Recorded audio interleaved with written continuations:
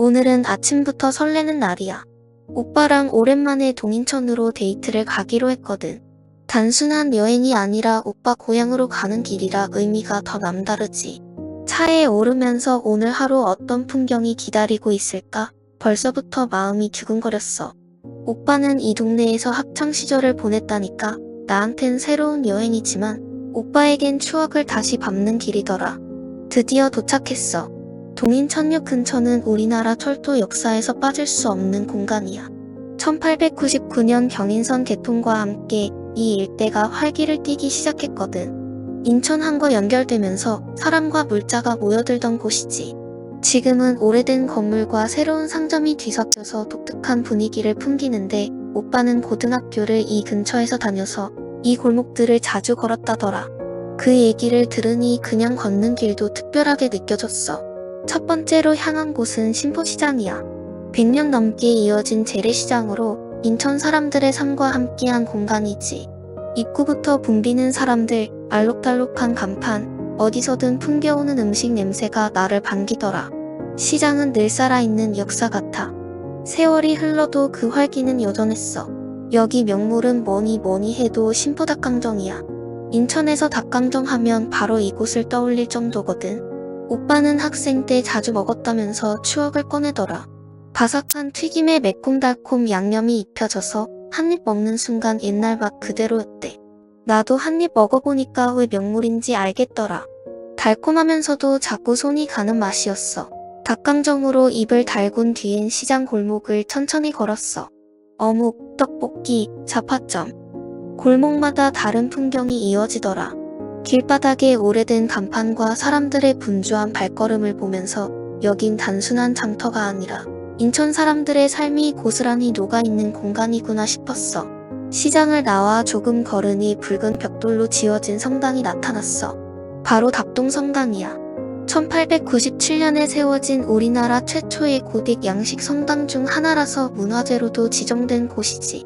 높은 첨탑과 뾰족한 창이 이국적인 분위기를 풍기는데 시장의 활기와는 또 다른 차분함이 느껴졌어. 안으로 들어가니까 한순간에 고요해졌어. 커다란 스테인드 글라스 창으로 햇살이 들어오는데 그 빛이 바닥과 벽을 물들이더라.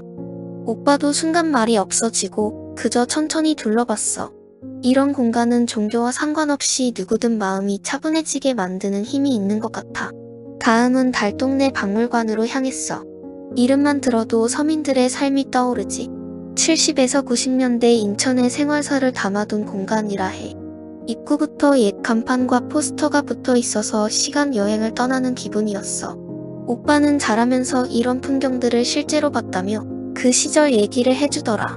안으로 들어가니 옛날 부엌, 교과서, 장난감들이 전시돼 있었어. 생활이 지금보다 훨씬 불편했을 텐데도 소박한 웃음이 느껴졌어. 오래된 흑백 TV 앞에 서니까 마치 그 시절 아이들이 모여 앉아 드라마를 보던 장면이 상상되더라.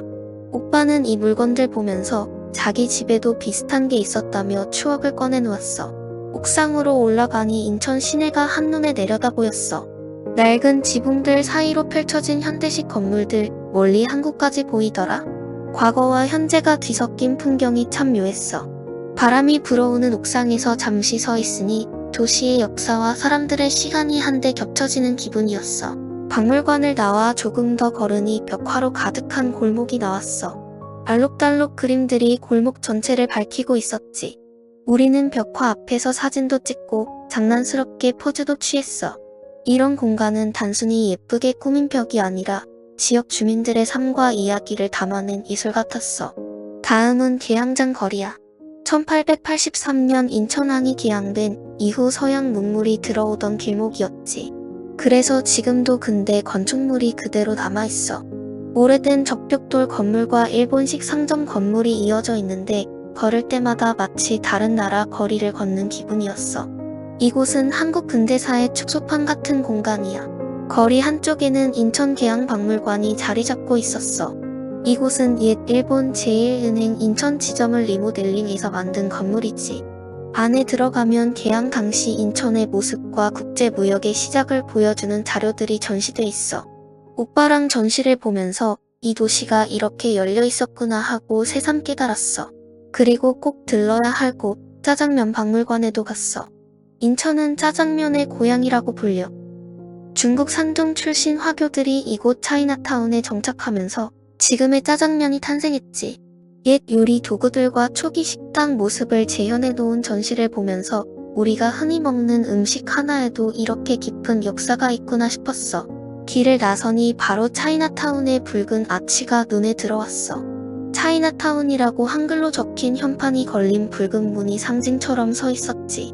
이곳은 한국에서 가장 큰 차이나타운이고 다양한 중국 음식과 문화가 살아 숨쉬는 거리야. 주말마다 축제처럼 붐비는 곳이라 걷기만 해도 활기가 느껴졌어. 나는 만두를 한 입 베어무니 속이 꽉 차 있더라. 그리고 달콤한 공갈빵은 한 입 깨물면 바삭하고 속은 텅 비어서 재미있었어. 단순히 먹는 게 아니라 이 거리의 활기와 문화까지 함께 삼키는 느낌이었어. 조금 더 걸으니 삼국지 벽화거리가 나왔어. 중국 고전을 그대로 옮겨놓은 듯한 골목이었지. 벽마다 유비, 관우, 장비 같은 인물들이 그려져 있었고 아이들도 부모 손잡고 구경하는 모습이 눈에 띄었어. 오빠는 장난스럽게 벽화 속 장비 흉내를 내더니 내가 웃음이 터져버렸어. 그냥 골목 하나지만 문화와 이야기가 살아있는 작은 박물관 같았어. 이제는 분위기를 바꿔서 동화마을로 갔어. 여기서는 어린 시절 읽던 동화 속 장면들이 골목마다 펼쳐져 있었지. 하얀 벽에 알록달록 그려진 그림들, 동화 속 캐릭터 조형물이 세워져 있어서 산책하는 내내 동심으로 돌아간 것 같았어. 특히 아이들이 좋아하는 포토존이 많아서 가족 단위 방문객들이 참 많더라. 우리도 캐릭터 앞에서 사진을 찍으며 잠시 아이가 된 듯한 기분을 느꼈어. 동화마을 한쪽 포토존에서 우리는 인증샷을 남겼어. 요즘은 여행지에서 사진을 찍는 게 단순한 기록이 아니라 추억을 만드는 과정 같아.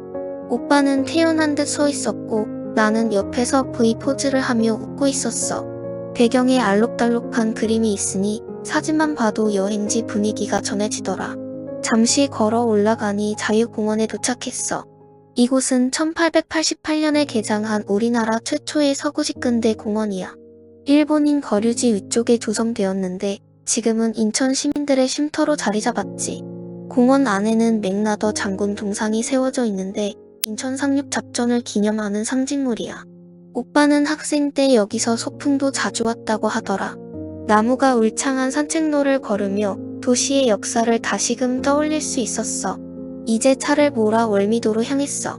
창밖으로는 바다가 보이고 가로등 불빛이 하나둘 켜지기 시작했어. 오빠는 운전대를 잡고 나는 창문을 조금 열어 바닷바람을 느꼈어. 도심과 항구가 공존하는 인천만의 풍경이 드라이브를 더 특별하게 만들더라. 도로 표지판에 월미도라는 글씨가 보이자 여행의 두 번째 하이라이트가 시작되는 것 같았어. 월미도에 도착하니 분위기가 확 달라졌어. 낮에는 차분했는데 밤이 되니 불빛이 가득하고 사람들로 북적였지. 거리 공연도 열리고 카페와 노점에서 흘러나오는 음악이 발걸음을 가볍게 만들었어. 월미 문화의 거리라는 간판이 반짝이고 주말 축제처럼 활기찬 모습이 눈길을 끌었어. 걷는 내내 어깨가 들썩거릴 정도였어. 그 길을 따라 들어가니 놀이공원이 있었어. 바이킹이 하늘 끝까지 올라갔다가 내려오는데 탄성 소리가 사방에 울려 퍼졌지. 오빠는 용감하게 손을 들고 환호성을 질렀고 나는 안전바를 꼭 잡고 웃음을 터뜨렸어. 놀이기구 하나만으로도 다시 학생 시절처럼 돌아간 것 같았어. 월미도의 상징 같은 공간이라 꼭 들러야 할 곳이더라. 놀이공원을 즐기고 난 뒤에는 해변가를 걸었어. 바닷바람이 시원하게 불어오고 노을이 지면서 하늘이 붉게 물들었지. 방파제에 앉아 잠시 바다를 바라보는데 마음이 차분해지더라. 하루의 피로가 씻겨 내려가는 듯했어. 오빠도 이곳은 학창시절에 자주 와서 바다를 보며 시간을 보냈다는데 그 얘기를 들으니 풍경이 더 따뜻하게 다가왔어. 밤이 깊어지자 월미도의 진짜 매력이 드러났어. 거리 곳곳에 네온사인이 반짝이고 공연하는 사람들의 음악이 울려 퍼졌지. 우리는 휴대폰으로 영상을 찍으면서 브이로그 분위기를 냈어. 오빠는 카메라를 들고 나를 찍어주고 나는 웃으며 손을 흔들었고 빛으로 가득한 거리 속에서 우리가 주인공이 된 기분이었어. 이제 마지막 목적지로 향했어. 차를 타고 화평동으로 가는데 도로 위 가로등 불빛이 길게 이어졌어. 창밖으로 스치는 야경을 보며 오늘 하루가 참 알찼다는 생각이 들더라. 도로 표지판에 화평동이라는 글씨가 보이니 벌써부터 냉면이 기대됐어. 오빠는 학생 때 친구들이랑 여기 와서 세숫대야 냉면을 자주 먹었다며 웃으며 얘기해줬어. 화평동에 도착하자마자 골목 전체가 냉면집 간판으로 가득했어. 화평동 냉면거리라는 현판이 걸려 있었고 불빛에 반짝이는 식당 간판들이 손님을 부르고 있었지. 여긴 인천 사람들에게 추억의 맛이자 외지 사람들에겐 꼭 먹어봐야 할 명물이야. 골목마다 줄을 선 손님들이 얼마나 인기 있는지 보여주더라. 드디어 기다리던 세숫대야 냉면을 마주했어. 커다란 스테인리스 대야에 면과 육수가 가득 담겨 나오는데 양부터 압도적이었어. 시원한 국물에 쫄깃한 면발을 한 입 먹으니 더위가 싹 가시는 기분이었지.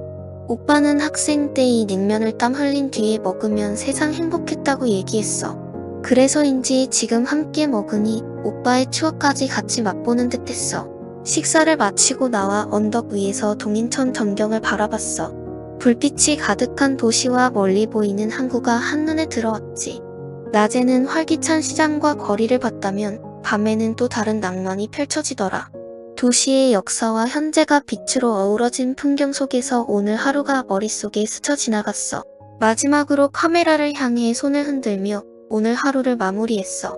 아침부터 밤까지 시장, 성당, 박물관, 개항장, 차이나타운, 월미도, 화평동 냉면까지. 정말 알찬 하루였지.